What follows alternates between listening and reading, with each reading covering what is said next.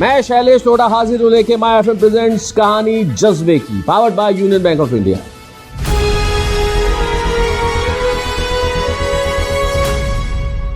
दोस्तों, मैं हूं आपका दोस्त शैलेश लोढ़ा, एक बार फिर से कहानी जज्बे की। आज जो शख्स मेरे साथ हैं, जिनकी कहानी मैं भी सुन रहा हूं और आपको भी सुनाने जा रहा हूं, तो मुझे थोड़ा सा फिल्मी हो गया हूं मैं एकदम से, क्योंकि उनकी कहानी का एक हिस्सा ऐसा है जो मुझे त्रिशूल फिल्म की याद दिलाता है। मैं ये कहूँगा, त्रिशूल फिल्म में अमिताभ बच्चन साहब, और बड़ा एक कमाल का सीन था कि त्रिशूल फिल्म में अमिताभ बच्चन साहब, जो संजीव कुमार उनके पिताजी होते हैं, उनके पास जाते हैं और एक वो ऐसी बिल्डिंग खरीदना चाहते हैं जिसकी कीमत कम होती है लेकिन उसे ज़्यादा पैसे देके खरीदना चाहते हैं। 5-7 लाख होती है, शायद वो 10 लाख बोलते हैं, मुझे ठीक से आंकड़ा याद नहीं है, लेकिन लब्बो-लुआब ये है उस दृश्य का। तो कोई कहता है कि भाई आप इस बिल्डिंग को इतना क्यों खरीदना चाहते हो, किस कीमत पे, ज़्यादा कीमत देके भी? तो वो कहते हैं कि भाई इस बिल्डिंग को मैं इसलिए खरीदना चाहता हूँ क्योंकि इस बिल्डिंग को बनते वक्त मेरी माँ ने यहाँ ईंटें उठाई है, और जिस बिल्डिंग में मेरी माँ ने ईंटें उठाई उस बिल्डिंग को मैं खरीदूंगा तो कितनी बड़ी बात होगी कि जो मजदूर थी उसके बेटे ने वो बिल्डिंग खरीद ली। इस कहानी का बहुत कुछ हिस्सा थोड़ा बहुत इसलिए मिलता है, एक व्यक्ति एक एडिबल ऑयल इंडस्ट्री में मजदूर होता है और उनका बेटा कुछ सालों बाद राजस्थान में एडिबल ऑयल इंडस्ट्री के लिए एक पर्यायवाची बन जाता है, एक बड़ा नाम बन जाता है। वो होते हैं महेश जैन। महेश जैन जी, स्वागत है सर। महेश जैन जी, आपके फादर मजदूर हुआ करते थे एडिबल ऑयल इंडस्ट्री? सर, हमारी फैमिली किसी समय अच्छा काम था गांव में, लेकिन समय के प्रभाव से थोड़ा सा कमज़ोर हो गया काम उनका। उनको निकलना पड़ा अपने गांव से, और चूंकि कुछ और काम नहीं मिलता था, मजदूर की डिमांड उस समय थी जी, तो उन्होंने भरतपुर डिस्ट्रिक्ट में जाकर के एक एडिबल ऑयल में मजदूर के से अपना, और अब आप एडिबल ऑयल इंडस्ट्री के इतने बड़े नाम हो गए तो कितना अच्छा लगता है। बहुत अच्छा है सर, उन्हीं का आशीर्वाद है सर। आज मैं जहाँ पर भी हूँ, समझ लीजिए कि उन्होंने जो मेहनत करी है उसका, मैं जो पेड़ लगाया था उसका फल मैं तोड़ने में लगा हुआ हूँ सर। क्या बात है। और आप एक संयुक्त परिवार में रहते हैं, 40-50 लोग? 37 सर। ये ताली बजाने वाली बात है। That is something which I miss. मुझे लगता है 40-45 लोग जिस परिवार में साथ रहते होंगे उसका वातावरण ही कितना अनूठा होगा। एक वो सब वही जान सकता है जो वहाँ साथ संयुक्त परिवार में रहता हो। एग्जैक्ट। उसको बता, मतलब शब्दों में बयान नहीं कर सकते उसको सर, कि कितना आनंद आता होगा सर, कितना आनंद आता है। और सबसे बड़ी चीज हमेशा ये कहा जाता है कि अगर आप साथ में नहीं रह सकते तो मतलब कुछ ना कुछ गड़बड़ है। जब इतने लोग साथ रह रहे हैं मतलब वो तमाम लोग तारीफ के काबिल है, क्योंकि देखिए बर्तन साथ रहेंगे तो टकराएंगे। सर एक बात का वाकया है, मेरे बेटे को डेंगू हो गया जी, उनको 1 यूनिट ब्लड की आवश्यकता पड़ी। मेरे घर से 20 लोग वहाँ ब्लड देने वाले थे, और उनके जो रिलेटिव है या उनके जो फ्रेंड्स हैं वो 100 लोग वहाँ ब्लड देने वाले थे। 1 यूनिट ब्लड के लिए 125 लोग वहाँ ब्लड देने वाले उपलब्ध थे मेरे पास। तो ये सही परिवार की ताकत, ये सही परिवार की ताकत। और आप उस संयुक्त परिवार में रहते हैं। और लाइटर साइड थोड़ा सा ये है कि भाई धारा 144 कभी लगे तो आप सब लोग तो परेशान हो जाओ। क्या हमारे परिवार को जो कई मेरे फ्रेंड आते हैं वो डिस्ट्रिक्ट बोलते हैं, जिला बोलते हैं उसको। जैन जिला हो गया, जैन जिला हो गया सर। तो ये तो जैसे होता है वो तो कमाल ही हो गया है। तो क्या आपका पूरा डिस्ट्रिक्ट है ये? तो बिल्कुल सर, मतलब आनंद आता है सर। कोई भी बार त्योहार मनाते हैं, दीपावली, होली, कुछ भी मनाते हैं, महावीर जयंती मनाते हैं, तो एक अलग उत्साह। आप समाज सेवा से भी बहुत जुड़े हुए हैं, बहुत सर। आपने कोविड पीरियड में भी बहुत लोगों को भोजन कराया। ये क्या सर संयुक्त परिवार की, मतलब उस समय क्या हुआ सर, लॉकडाउन था तो कोई वेटर, कोई कैटरिंग, कोई हलवाई सब नहीं मिलते थे उस समय जी। तो कलेक्टर साहब का फोन आया था कि ऐसा काम करना, चूँकि हम संस्था चलाते हैं, हमारे वॉलंटियर भी वहाँ पर हमारे पास नहीं आ पा रहे थे, तो हम सब मैं सर, हमारे 2 दर्जन भाई बहन है जी, तो मैं सबसे बड़ा हूँ, तो मेरा ऑर्डर चलता है। अच्छा। तो सबने मिल करके, उनके बहुओं ने या उनके सबने मिल करके, हम लोगों ने 200 जनों का खाना डेली 68 डे आपके घर से बनता रहा? मेरे घर के पास में, हाँ, मेरे घर से, मतलब वही घर पे, बिल्कुल घर से ही बन करके वो जाता रहा सर। क्या बात है। 68 day continue. Edible oil industry के बारे में मेरी जानकारियां बहुत सीमित है। कैसे सोचा आपने? मुझे एक जानकारी मुझे जरूर है, एक जमाना ऐसा था, जहां तक मैं समझता हूँ, राजस्थान में एडिबल ऑयल इंडस्ट्री की पैकेजिंग हो या सब चीजें हो तो राजस्थान में कुछ नहीं बनता था, मतलब लोगों को बाहर ही निर्भर रहना पड़ा। बिल्कुल सर, अगर मैं गलत हूँ तो आप बिल्कुल सही बोल रहे हैं सर। पहले हम लोग होता था, तेल लेने जाते थे या एडिबल ऑयल लेने जाते थे तो घर से बर्तन लेके जाया करते थे। एग्जैक्टली, क्योंकि पैकेजिंग का ऐसा कुछ होता नहीं था। बर्तन लेके जाते थे, उसके अंदर बिल्कुल सर डाल देते थे। मैं भी जाता था, थैला लेके घर से जाता था, एक बोतल, कोई पुरानी कुछ भी बोतल लेके जाते थे, वो पुरानी चलती थी गगन तेल के, कुछ भी उस समय की, वो लेके आते, तेल लेके आते थे सर। बिल्कुल। तो वो कहीं ना कहीं खलता था, बहुत मुश्किल लगता था कि कैसा है। उस जमाने का लतीफा भी मेरे को याद आता है कि कई बार बोतल, बाकी क्या, तो एक दुकानदार कोई था बैठा हुआ था, तो एक आदमी गया कि भाई 1 किलो शक्कर दे दे। बोले बोतल लाया है? क्योंकि वो हर चीज में बोतल ही कहता था। तो यार ये शक्कर के लिए बोतल क्यों कह रहा है? तो उसने बोला नहीं क्यों, नहीं बोतल लाया है। ये तो कमाल की बात होगी। और वो उसने कहा भाई, पूछा ऐसा तू क्यों कह रहा है? तो दुकानदार, उसने कस्टमर, उसने बोला कि नहीं वो तो ऐसे ही मिलता है। दूसरे दिन फिर आया, शक्कर की बोतल आया, बोले तो तंग आ गया, बोले तक मैं दुकानदार बनता हूँ, तू मुझसे आके मांग फिर मैं तुझे दूंगा। जी। तो दुकानदार नीचे आया, उसने कहा भाई मुझे 1 किलो शक्कर चाहिए, बोतल ले।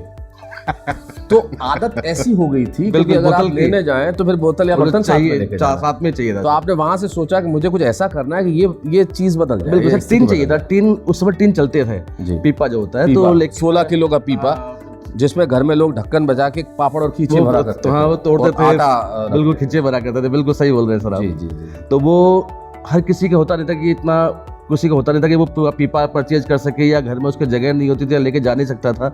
तो सोचा कि छोटी पैकिंग, उस समय राजस्थान से बाहर चलती थी, उस समय गूगल ये सब कुछ था नहीं, लेकिन चूंकि मुझे घूमने का, यात्रा करने का बड़ा शौक रहा है शुरू से, तो मैं जाके मुझे आपने अपना बचपन याद दिलाया। बिल्कुल 16 किलो का पैक जिसको ऊपर वो चाकू से काटा जाता था, बिल्कुल वो ठोक ठोक के काटते थे क्योंकि वैसे तो खुलता नहीं था। बिल्कुल उससे छोटा कोई पैक हमने देखा ही आता ही नहीं था। बिल्कुल सही कह रहे हैं। तो उससे फिर मैं मुंबई और अहमदाबाद वगैरह से। दैट्स अ गुड थिंग जो आपने कहा। मैं सॉरी आपको टोक रहा हूँ, लेकिन आप देखिए कि हम सब देखते थे, वो सारे लोग देखते थे। किसी के दिमाग में नहीं आता था कि अरे ठोक ठोक के इसी को खोला जा रहा है, इसी से बर्तन में डाला जा रहा है, छोटे में भी तो आ सकता है।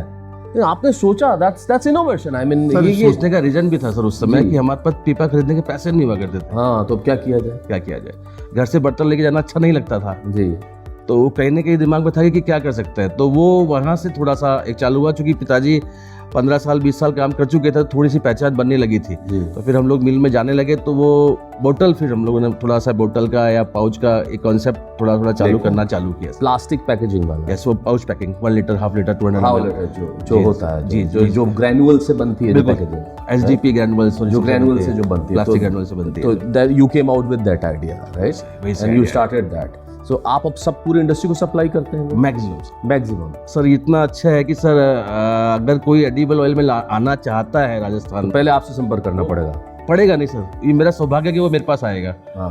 लेकिन उसे आपके पास तो आना ही पड़ेगा, मतलब। हाँ, मेरे को उसका दर्शन करने का मौका मिलेगा। आप बिल्कुल मॉडेस्ट बने। लेकिन कुल मिला के ये है कि अभी जैसे आप उस प्रोफेशन की एक महती आवश्यकता है जी, एक जरूरत है। वो एक मैन पार्ट है sir. Packaging is a man part of the edible oil. मतलब आप किस चीज़ में पैक करोगे? लूज ऑयल तो हम लोग परचेज करेंगे नहीं। अब तो इतना टाइप का पैकिंग आ गया, ये बोतल है, इसमें भी कितना डिजाइन आ गया कि वो। आई नो मेरे कुछ पैकेजिंग इंडस्ट्री के मित्र हैं, तो मैं जानता हूँ कितना विस्तृत है ये, बहुत लंबा। लेकिन सबसे बड़ी चीज़ थी कि आपने उस जमाने में इनोवेटिवली सोचा कि हमें ऐसा करना चाहिए। जी। आपको लगता है कि आपने बिल्कुल ठीक काम किया, मुझे यही करना चाहिए था? 100%। आप अपने काम से बहुत खुश हैं, सेटिस्फाइड हैं? It's a family business? आपके बच्चे वगैरह भी साथ में ही हैं? अभी तो सर बच्चे पढ़ रहे हैं सर। अच्छा, अभी पढ़ रहे हैं। बड़ा बेटा बीटेक कर रहा है, छोटा बेटा 12th क्लास में। आप कुल जमा 45 साल के हैं? 45 इयर्स ओल्ड हैं आप तो। और कितने सालों से कर रहे हैं आप ये काम? सर मैं 1994 से काम कर रहा हूँ। 1994 से 2021, मतलब 26 साल हो गए सर। यानी कि आपने 19 साल की उम्र में ये शुरू कर दिया था? बिल्कुल sir. Business is in the blood. बिल्कुल सर। तो आपने 19 साल की उम्र में ये फैसला कर लिया कि मैं करूँगा? बिल्कुल करना। 12th क्लास तक पढ़े, उसके बाद में पिताजी को देखते थे तो मन तो कहीं कचोटता था कुछ न कुछ करने के लिए, तो चालू हो गया सर। पिताजी से क्या प्रेरणा पाई आपने? सर आज सबको देन उनकी है। आज मैं अगर उनके नाम का ही मैं आज सब कुछ ले पा रहा हूँ। आज मेरे चाहे धार्मिक जीवन के लीजिए, सामाजिक जीवन के लीजिए, व्यापारिक जीवन के लीजिए, मेरे वो एकमात्र गुरु हैं। और वो खुश होते होंगे आपकी तरक्की देख के?